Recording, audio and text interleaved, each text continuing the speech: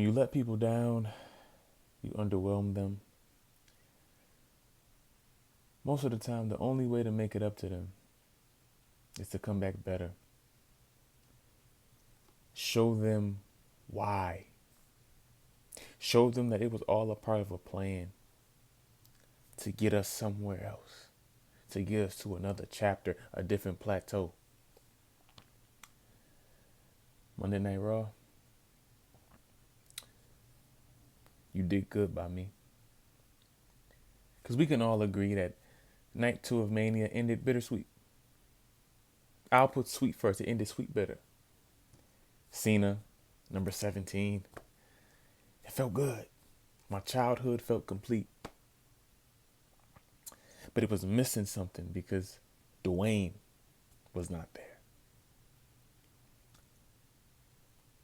So Monday Night Raw needed to give me a little something. It needed to excite me. It needed to make me feel good. And it did. We're going to talk about it. We're going to talk about the good, the bad, the so-so. But overall, my underwhelmment that I felt, you did good by me. Now I'm going to do good by you. Let's get to it. Now, Monday Night Raw started out with a bang. Cena, Mr. 17, he walks out there with the all black entrance. No same music, no video, just him with the belt, looking like a goat. Bah. Takes the towel. Last time is now. Cuts a fire promo, but before he starts the promo, he makes the announcer read a piece of paper that he wrote something on, proclaiming him to be the last champion, the last real champion, the greatest, Mr. 17, John Cena. It was great. I feel like John Cena has really been enjoying this heel run. I feel like you can tell his excitement with it. But he cuts the promo simply saying he told you he was going to do it, and he did it. Called himself the greatest. Comes out there and says, this is why you fans are toxic. You cheered Cody all last year. You wanted him to beat Roman, dethrone Roman. We all cheered him at the end of last year. And then last Friday, you booed him. On Sunday, you booed him. I'm not the problem. Y'all are the problem. And then he goes to say, and this is it. No matter no amount of money, can't nothing make me come back when this is over. And I will be leaving with this belt.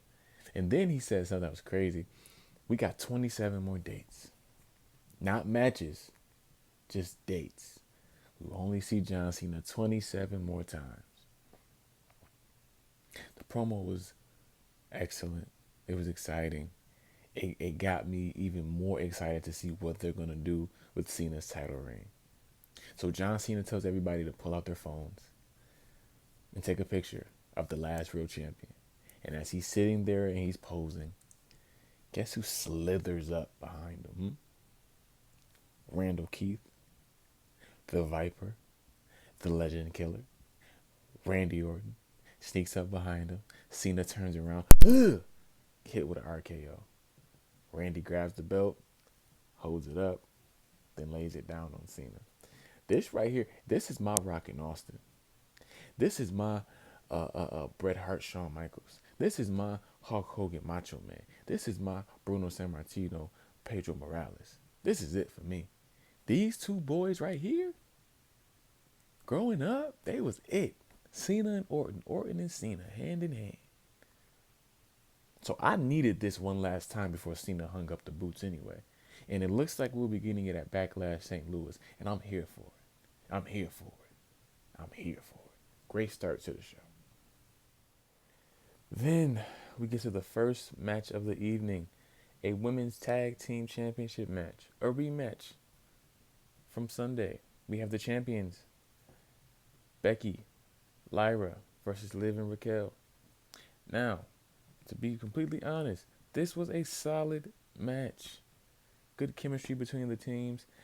Liv and Raquel are really a solid team together. They work together well. They play off each other well. The big and the little, it just works. They had some really cool spots in this match. They had this one spot where, let me not exaggerate. They had some spots in this match that I really enjoyed. They had this one corner spot where Raquel was on the top rope, then Lyra was there, then Becky came over there, and then Liv comes. There's a power slam on Becky, and then Raquel picks up Lyra into the power slam from the second rope. So they had some nice spots in this match. Nice back and forth, and the ending was good. It looked one team had the upper hand, the other team had the upper hand. So it was a nice little back and forth, solid opener, good television match. And the ending was good. Liv hits Lyra with a what is Liv's finisher? I don't know why I'm drawing a blank on Liv's finisher. Oblivion. There we go. She hits the Oblivion. 1, 2, 3. Liv and Raquel are now your new tag team champions. At first I was like, why did they make them lose it last night just to win it now? But it was all a story because Becky comes in there, hugs Lyra, tells her it's okay, and then she hits Lyra in the face. Uh, Continues to beat up Lyra. Then she hits Lyra with 3 manhandle slams. So we got a Becky heel turn out of this loss. I'm not mad at this. I like this. I think Becky can work as a heel or a face, and I hope that this turns into a great feud for the IC belt. Lyra needs it because it looked like they were probably going to do that with Bayley, but Bayley got an injury and messed up her shoulder. I don't know if that's a shoot or that really happened, or if it was just the work. I'm not really sure, but it looks like they're going in that same direction, but they're going to do it with Becky, and I'm here for it. I think Lyra and Becky will have some bangers, and hopefully it just shines a light on that IC belt. With that being said, happy to see Liv and Raquel with the belts back, man. Um, they're the best women's team on the main roster. If anybody's supposed to have those belts, it's supposed to be them. Solid match, solid opener. Love the Becky heel turn. Let's move on.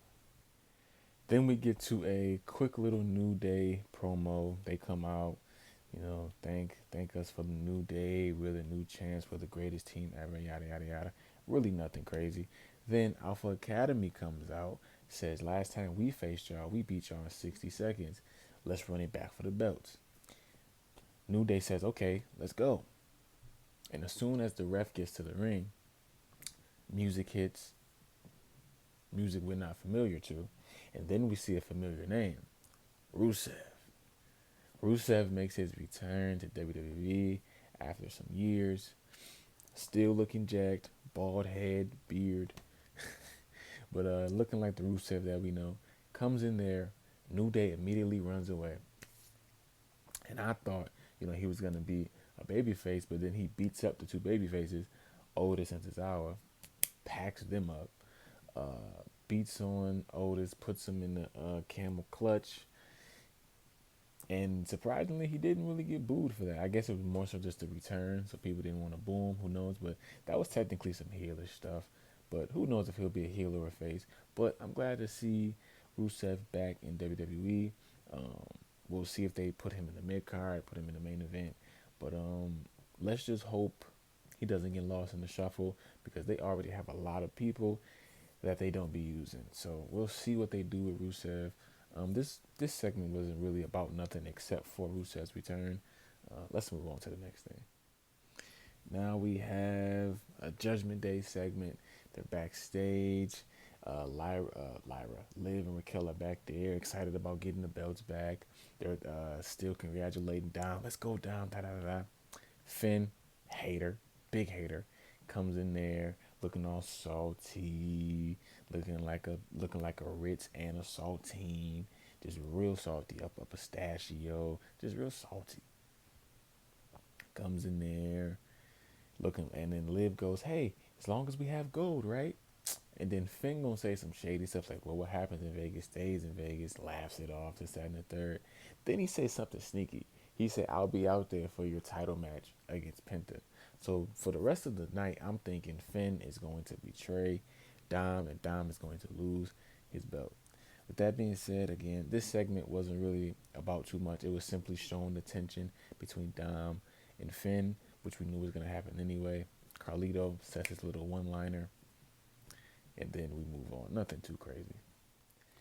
Then we get to, personally, my surprise of the night. If it wasn't for the last segment and Cena segment, it would be my favorite segment, but it's top three. Io comes out there, simply, proclaims she's the best in the world. She still is the world champion. She thanks the crowd. She will continue to be a fighting champion. Nothing too. Io doesn't really cut a crazy promo, but she's genuine and she's excited. But then, La Primera, Stephanie Vaquer, the Dark Angel, the women's NXT champion, makes her main roster debut to a really good pop. I was actually kind of surprised. Like, sometimes people come up from NXT and the reaction be kind of iffy. She got a really good pop, really good reaction. La Primera. They was chanting it. So I was really happy to see that. So hopefully that means when she makes her way to the main roster, she'll continue to get that love, that pop, that reaction, so she can just get booked well on the main roster. With that being said, she comes out, says, Io, I respect you. You're the best. I want to fight you. Simple as that. She said, I respect you. You are the champion, but I'm La Primera. I'm the NXT champion. I want smoke right here, right now. Io say, I'm with it. I ain't never been no puss. What's up? Then Adam Pearce comes out there. I thought he was about to ruin the moment. I thought this bald headed guy was about to ruin the moment. He comes out there and says, do you two want it? They say yes. The crowd, do you want it? They say yes. Then get a ref out here. So we getting this match. We are getting Stephanie Vaquer versus Io Sky, a PLE match on a goddamn Monday Night Raw.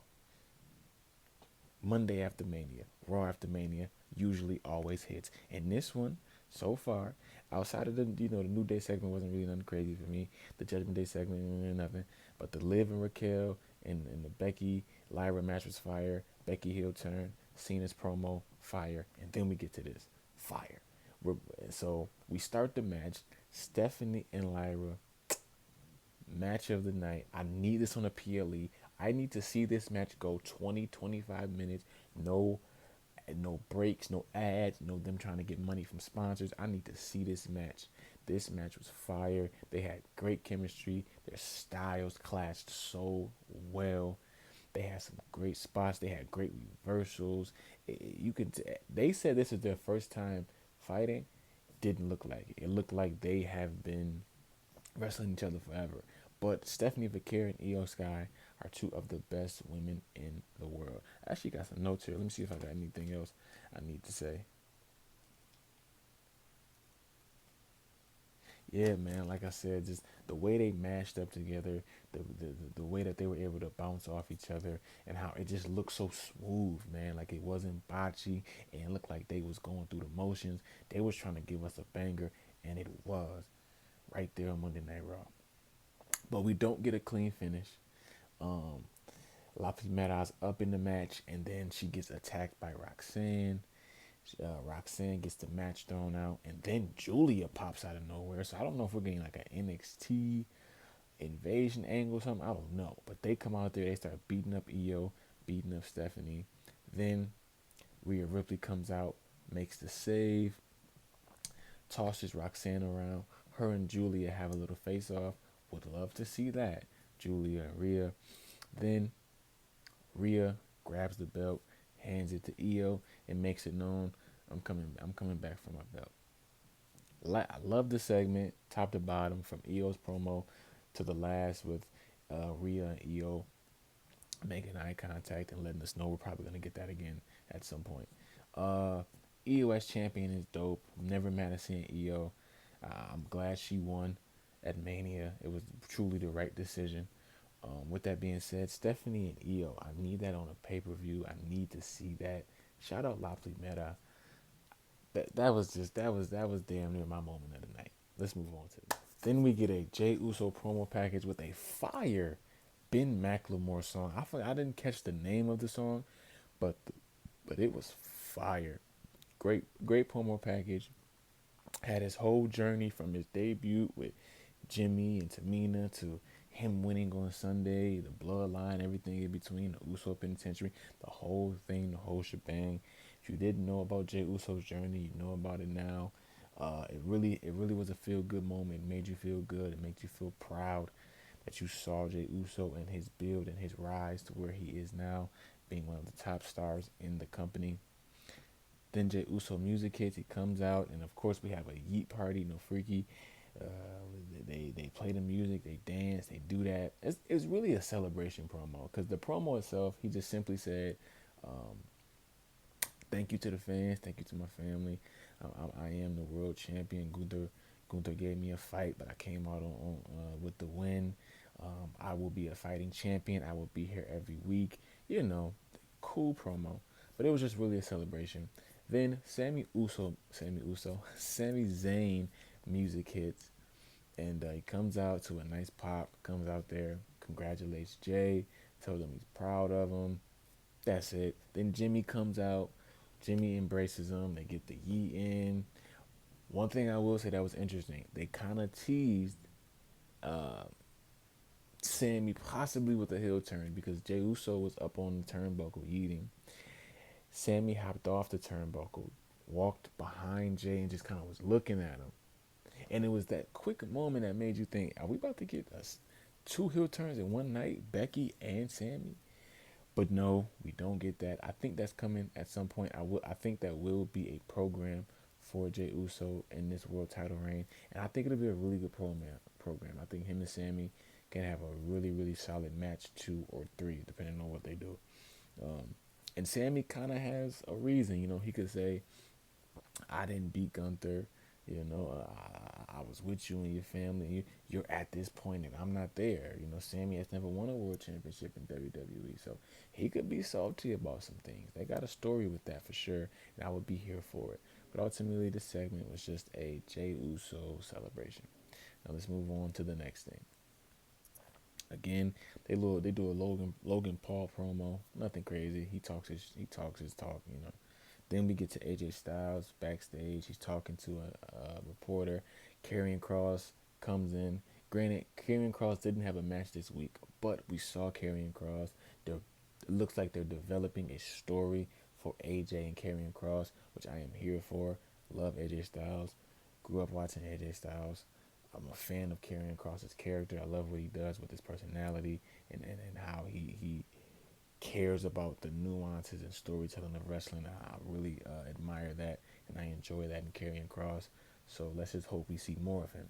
Karrion Kross comes on screen, simply says, "AJ, you failed us. You didn't just fail me. You didn't fail you. You failed the business." Now people can think that they can just come into the business and just, it's easy. You made it look easy. You might as well just start a YouTube page, get famous, and then go to WWE. You know what I'm saying? You made it seem like you could just skip the work. And AJ's like, "Man, what's up with you? Like, you wanted me to grab the brass knuckles and be that guy I was a year ago. I don't want to be that guy. That's a dark side of me. I don't want to be that guy." And then he says something to the lines of, if you want that guy, you be that guy." And then Karrion Kross more or less says, "Okay, then I will be." So hopefully we just get a program between Karrion and AJ, which I think will be something that Karrion can benefit from, and AJ can continue to uplift, big up, and help out younger talent, because you got to push the business forward. With that being said, let's move on to another impact, which was Gunther on Crash Out mode. They cut to a commercial. We come back from commercial. Gunther is in Michael Cole's face talking about, "Man, you unbiased, you more or less a D-rider, you a glazer." He didn't say all that, but more or less, we know how Michael Cole commentates. And Michael Cole openly said he was going to be biased and at this Mania for matches and things like that. But more or less, Gunther is just like, "Man, you not commentating fair. You sitting here just spewing a certain angle about me." That's more or less. Then Michael Cole says, This is my job. This is what I do." Next thing you know, he puts his hands on Michael Cole, puts his hands on Pat McAfee, knocks Pat McAfee over, drags Michael Cole from the announce table, puts Michael Cole in a chokehold. When was the last time we seen Michael Cole get physical? He's choking Michael Cole. Pat McAfee runs over, elbows him in the face. Pat McAfee thought he was hot, walked away. Gunther started choking him out, and when I tell you he started choking the life out of Pat McAfee, for a second I thought it wasn't gonna work. I'm like, then I realized I'm like, Pat McAfee is selling this to the nth degree, bro. Face got red. He was looking terrible. Looked like he was really put to sleep. I hope that they keep this energy for Gunther. I hope Gunther gets back on this crash out energy. I hope they start booking Gunther as a menace and a monster. I feel like his world title reign, he was not booked as a menace and a monster. They kind of lacked on his booking. So let's hope that they get back to that and he becomes a dominant force back in the men's division. With that being said, I enjoyed this segment. It was entertaining. It was funny. I hope that we don't get a program between Gunther and Pat McAfee. I don't want to see that. I think for him to go to the world title picture to a feud and a program with Pat McAfee is a major downgrade. I'm not here for that. I don't want to see that. Just then we get to Penta versus Dirty Dom for the IC title. Dom comes out with Carlito and Finn, and the match gets started. Dom and Penta, good chemistry. Would love to see this match on a PLE, no commercial breaks, and just watch them work. Their styles, again, a lot of good styles, a lot of good. They had some good matchups tonight. You know what I'm saying? Granted, we didn't get a lot of matches, and that's always one of my critiques of Monday Night Raw. We don't get enough matches. You know, it's a 2.5 hour show. We can get 5 matches in there. You know what I'm saying? Every match doesn't need to be 20, 25 minutes, you know? But, you know, they got to get them ads. They got to get them ads. With that being said, Dom is a bumping fool. He sells like no other, man. He makes his opponents look great. And that is what I've learned in wrestling. That is a skill in wrestling in itself, being able to bump and make your opponent look good. With that being said, I think these two had a solid television match. It got me excited to possibly see this in the future. I think Dom will be a solid main. I just got a notification distracting me. I'm sorry. Dom will be a solid mid card champion. I think he could put on some great feuds. I think he could cut a promo, and of course, I think he's solid in the ring. With that being said, the more important part of this match was the story of Finn Balor on the outside. And at certain points, it looked like Finn Balor may have been trying to get the match thrown out, trying to distract Dom. He wasn't doing his regular Judgment Day things too, as they do cheat. You know, there was this one spot in the match where Dom get tossed outside the ring, and Finn comes over there to talk to Dom, like, come on, Dom, you got it, you got it. And Dom's like, yo, do your part. That's what you out here for. Go distract. Go cheat, bro. Finn turns around, gets hit with a Hurricane Rana. He gets tossed into Dom, right? Uh, he gets tossed into Dom. Penta picks up Dominic, throws him into the ring. He goes to the top rope. Then we get another return. We get JD McDonough. Shout out JD McDonough returning from his injury. Great to see that. He pushes Penta off the top rope. Dom hits Penta with the frog splash. 1-2 with 619. Then a frog splash. 1-2-3. Retains his belt. Again, there's storyline with this because JD comes back, helps Dom, but Finn looked as if he didn't know JD was coming back. JD didn't tell him. Nobody in the Judgment Day told Finn that JD was coming back. He looked like they're pushing him on the outskirts, and we're definitely getting a Finn breakup from Judgment Day. We just will see how long it takes. It'll probably end with Finn getting the IC belt, more than likely, but I wouldn't be mad if they do the program and Dom wins the program and keeps the belt. But ultimately, we know at some point Finn will get ostracized from the Judgment Day. With that being revolutionary, the visionary, once known as the Messiah, once known as the Architect, Seth freaking Rollins, and he comes out with his new wise man, Paul Heyman. Now, to be honest with you, This promo wasn't really that long. We didn't really get a lot of explanation about anything, but I saw Paul Heyman's Pat McAfee interview, and it's very simple. Um, More or less, Seth gave him a choice, unlike the other two. Seth was nice to him, unlike the other two. Seth didn't disrespect him, unlike the other two. More or less, Seth made it easy to choose. He made it easy. And in this promo, we simply get Seth Rollins saying, I'm a visionary. I saw this coming. I knew it was going to happen. I am the future of this business. I am this business. Paul Heyman gets on the mic and says, this is the number one guy in this business. And that's really the gist of that promo. Just simply that we are together now. We are the standard, and we are coming to take over the business, not for the worse, but for the better. Seth is getting all the heat, all the boos. He takes his time with it. He's not rushing it. Paul Heyman hands Seth the microphone, how he used to hand Roman the microphone. So I'm really excited to see these two work. I'm excited to see where the storyline goes. But we got right to the action. Like I said, this promo wasn't even that long because Punk comes out taping up his hands, just ready. Seth takes off his jacket. Punk runs to the ring. They get the beefing. They get the going. Then Paul Heyman comes up, sneaks in Punk. Seth Rollins curves up Punk, and he's standing over Punk, looking strong, looking dominant. Then the OTC, dum dum dum, music hits, gets the pop. Roman comes out on business, looking angry, gets in there, ducks the swing from Seth, spears Seth to hell. Then Paul Heyman is standing there looking shocked. Roman Superman punches him. Boom! Then he gets to going, get the yelling, takes off his shirt. Ah! And then, of course, Paul Heyman is staggering up, and Roman's setting him up for the spear. Ooh! Ah! Roman gets to run it, and then Roman gets speared to hell. Ooh! And we know who that is. The newest, more newer than Seth Rollins, the newest Paul Heyman guy. Braun Breaker, the unpredictable badass. They're moving Braun Breaker to the main event scene. This is going to be great. Then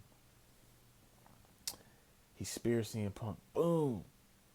Then he goes to the outside, goes to get Roman. He does the running spear and spears Roman through the barricade. Ooh. Picks up Roman, tosses Roman in the ring. CM Punk is sitting there all weak and staggered. Seth comes, curve stomp him. Boom. Braun Breaker's holding Roman's head, making him watch. Then he holds his head. Seth comes, curve stomp Roman. Boom. And the Monday Night Raw after Mania ends with Braun Breaker, Seth Rollins, and Paul Heyman. The new power group of WWE. I enjoyed that segment. If you watch my stream, I was excited during the stream. This promo, this opening promo, Cena's promo, the women's tag, Stephanie and Io, and Gunther crashing out, all great aspects of the show. My least favorite points of the show. Oh no, and I loved Karrion Kross and AJ Styles. Love that. Hope they do something with that. Jey Uso promo was cool. It was nothing too crazy, but we did get little seeds of possibly Sammy's heel turn. The New Day segment was just about Rusev's return. But overall, I thought it was a solid Raw after Mania.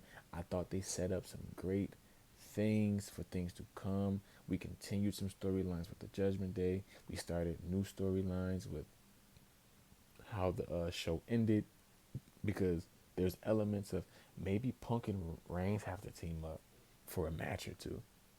Who knows? Is Braun and Punk going for all the belts, the world title, the IC title, the tag team titles, the Speed Championship? Like, we don't know. There's elements of now we're getting. Are we gonna see Randy and Cena one last time for the Undisputed Championship. Becky's heel turn, JD's return, Rusev's return. So I think that Monday night Raw, the Raw after Mania, gave us what we needed, especially with the somber, underwhelming feeling I feel like most people in the wrestling community had after night two, not because of Cena, but because Dwayne didn't show up, and we were disappointed because that was what we all expected for Dwayne to show up at the Elimination Chamber but not show up on Mania was a letdown, and you can't tell me otherwise, and you can't tell me why it made sense for Travis Scott to be there and not The Rock. You can't make it make sense, and if you do try to make it make sense, you're just making excuses. With that being said, overall solid show. 1 out of 10, I'd give it at least a high 7, maybe a 7.8, maybe a 7, at least 7.5, bare minimum 7.5. Between the opening promo, the last promo, Becky's heel turn, the match itself, the tag team match, Io and Stephanie, Gunther, Rusev's return, JD's return, Penta Dom. It's at least a 7.5, maybe a high 7, like a 7.8. Overall, enjoyed the show. Let me know if you enjoyed the video. Like, comment, subscribe, share the video, join the Twitch, follow the TikTok, follow the IG. It will all be down below. With all of that being said, thank you for spending this time with me. We'll see you next week for my next Raw review. Peace and love to all. I bid you a adieu.